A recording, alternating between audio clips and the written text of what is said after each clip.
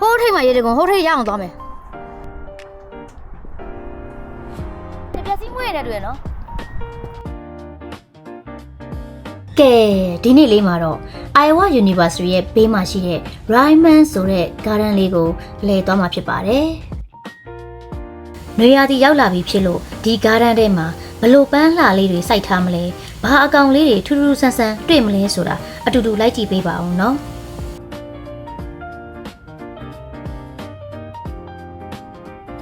ကင်းချင်များလေးမှာခြေတော့နေအများကြီးပဲဟမ်ကင်းချင်များကျသိန်းတော့တာတယ်အဲသူ့ကိုယူပါရဲ့မျိုးနေကျောက်စီရိုင်းတပါးလုံးနဲ့အမြင်ရဒီကူကြီးရွှေမလေးကျသိန်းတော့တော့အော်ဟိုကလေအစင်လိပ်ပြဖြစ်ပုံအစင်လေးတွေ့လားဟိုအဲ့လေးပြန်လို့ဆက်ဆက်လိပ်ပြလေး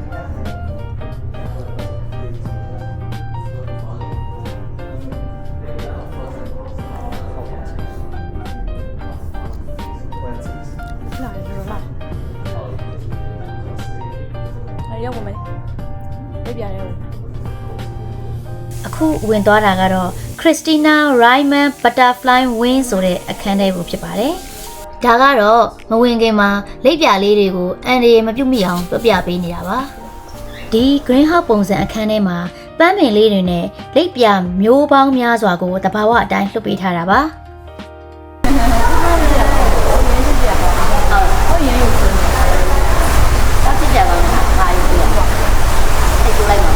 လိပ်ပြလေးတွေတဘာဝအတိုင်းပြန်တန်းနေတာကိုခံစားပြီးဓာတ်ပုံတခြားမရိုက်မိပဲပြန်ထွက်လာခဲ့မိပါတယ်။နောက်တစ်ခေါက်ရောက်ဖြစ်ရင်တော့လိပ်ပြလေးတွေကိုတခြားဓာတ်ပုံရိုက်ခဲ့ပေးပါမယ်။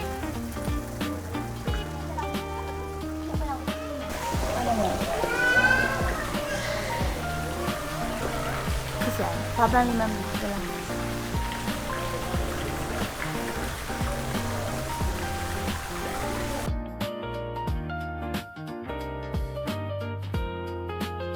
ဒီလိုစိတ်လန်းတဲ့တဘာဝကိုအေးအေးဆေးဆေးခံစားရတာကိုကျမတို့နှစ်ယောက်စလုံးကြိုက်ပါတယ်။ပြင်းစရာကောင်းတယ်လို့မခံစားရပါဘူး။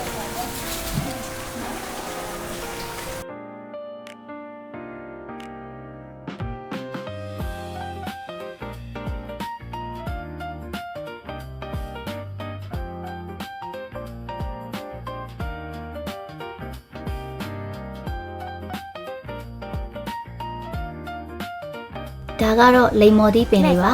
လိမ်မော်တီးလေးတီးနေတာပါအခန်းတွေထဲမှာလေ့လာလို့ပြီးပြီဆိုတော့အပြင်ဘက်ကိုထွက်ပါမယ်အပြင်ဘက်မှာဘာတွေရှိမလဲပေါ့နော်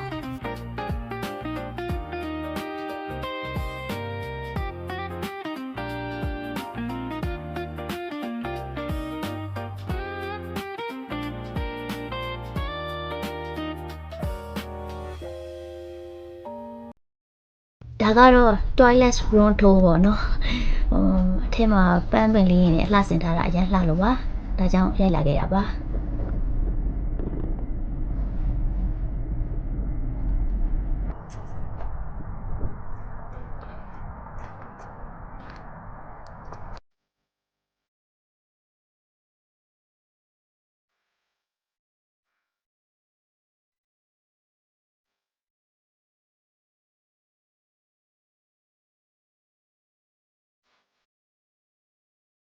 ကျူးလေးသေးအိမ်မှာစိုက်ထားတယ်လေမပွင့်သေးတာမပွင့်သေးဘူးဒီမှာလေးခင်းရအောင်လေးပွင့်တယ်အခုမှပြိုးထားတဲ့ပန်းတွေကတော့အများကြီးပဲပေါ့နော်ဒါပေမဲ့ຫນွေဦးရောက်ခါစားဆိုတော့ပန်းတွေအားလုံးကတော့မပွင့်သေးပါဘူးတချို့ပွင့်တဲ့ပန်းလေးတွေနဲ့တွေ့တော့အလှတပုံလေးရိုက်ခဲ့ပါတယ်ပန်းကတော့ main ကလေးတိုင်းကြိုက်မယ်လို့ထင်ပါတယ်ကျမကတော့ပန်းအရင်ကြိုက်ပါတယ်ဒါကြောင့်တပုံလေးရိုက်ခဲ့ပါတယ်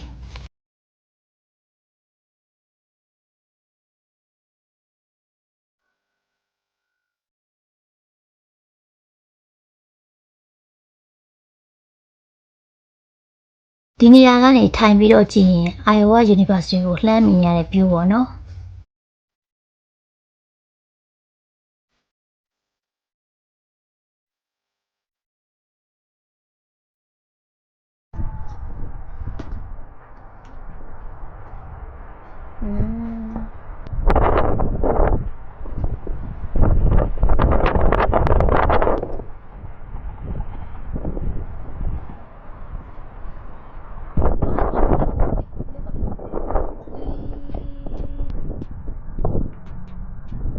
ဘာကြမှာလဲ ဖြစ် stop အဲ့တော့မပေါ်နဲ့ရပြီ ကုန်တော့လိုက်ခဲ့ပြီဟာ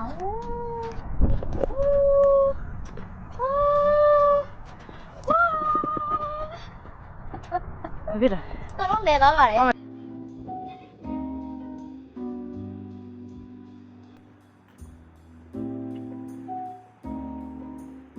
ဒီလမ်းလေးကတော့လွမ်းစရာလေးပါအပင်မှာအရွက်တွေဝေးလာရင်တော့ပိုလှအောင်ပါပါဒါကအရောင်စုံစာကလေးအိမ်လေးတွေ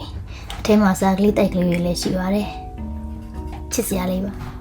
ဟောခုံလေးချစ်စရာလေး အဲ့ဒါကိုပြနေ ဟိုကလေးဆိုင်ဆိုတော့စမ်းတယ်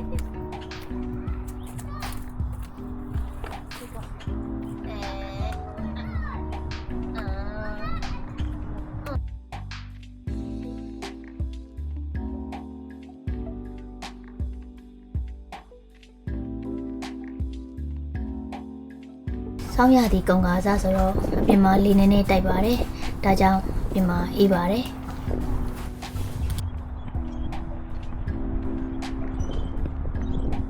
ခြေဥတွေရရှောက်လာခဲ့လိုက်တာဘယ်လိုတော့မှမသိတော့လို့မြေပုံကြည့်ရပါပြီ။ဒီမှာကိုရောက်နေတဲ့နေရာလိတ်ပဲရှိသေးတယ်ဟိုဒီအပေါ်မှာအများကြီးရှိသေးတယ်။ရေတကုံရှိသေးတယ်ဒီမှာ သွားမယ်လေ ဟိုးထိတ်မှာရေတကုံဟိုးထိတ်ရအောင်သွားမယ်။ဒါကတော့မြေပုံကြည့်လေလမ်းပြောက်လေးဖြစ်နေတာပါ။နောက်တော့အဆင်ပြေသွားပါတယ်ဟုတ်ဘူးဒီတပြက်စီးမွေးနေတယ်တွေ့နော် What? သိလားဒီကိုင်းတစ်ကိုင်းအောင်ချိုးပြီးတော့အိမ်မှာတပြက်စီးလဲလို့ရတယ်တပြက်စီးမွေးနေတူတယ်တပြက်စီးပင်လာဒီလမ်းလေးကြိုက်တယ်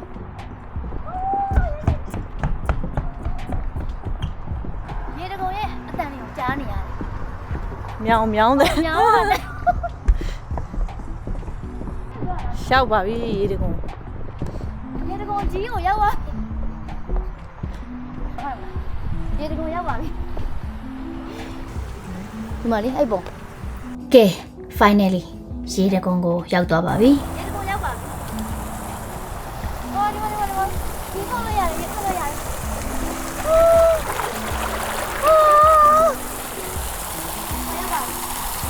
ရေတကုံကတော့ဒီတိုင်းအလှလောက်ထားတဲ့ရေတကုံတေးသေးလေးပါဒါကတော့ဒီဘလော့တစ်ခုလုံးကိုရိုက်ကူးပေးတဲ့ကျမရဲ့အသေးနှလုံးတစ်ချမ်းပါအဲ့ဒါဖြစ်တာတော့တောက်လျှောက်ကျမကိုရဲ့ဗီဒီယိုရိုက်ပေးခဲ့ရတော့ကျမရဲ့ဗီဒီယိုလေးတစ်ဖြက်လဲပါခြင်းနဲ့ဆိုတာနဲ့ကျမရိုက်ပေးခဲ့တာပါ တန်းရလာတော့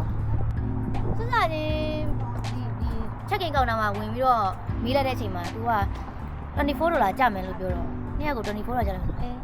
ဘာမလို့လဲပေါ့နော်ဂါရန်တေးလေးကိုဂါရန်တေးလေးကိုသိတယ်မလားဒါတော့ကြာလို့လဲပေါ့ University ရဲ့ဘေးနားမှာရှိနေလို့လားအဲ့လိုတွေးပါတယ်မတန်ဘူးလို့ခံစားရတယ်။အော်ဒါပေမဲ့လည်းရောက်လက်စနဲ့ဝင်ကြည့်လိုက်ပါမယ်ဆိုပြီးဝင်ကြည့်လိုက်တဲ့အချိန်အရန်ကို relax ဖြစ်ပြီးတော့ပေါ့နော်အရန်ကိုတန်တယ်လို့ခံစားရပါတယ် ရပြီ University ရဲ့ student ဆိုလို့ရှိရင်တော့ free ပေါ့ဒီ Raymond Garden လေးကိုတော့ရောက်လက်ပတ်တာအရန်ကိုပျော်ရွှင်ပြီးတော့စိတ်ကြည်နက်မှုတွေရလာခဲ့ပါတယ်။နောက်ထပ်ဗီဒီယိုတွေမှာလည်းထပ်ပြီးတော့ဆုံတွေ့ပါအောင်မယ်ရှင်။ကျေးဇူးတင်ပါတယ်။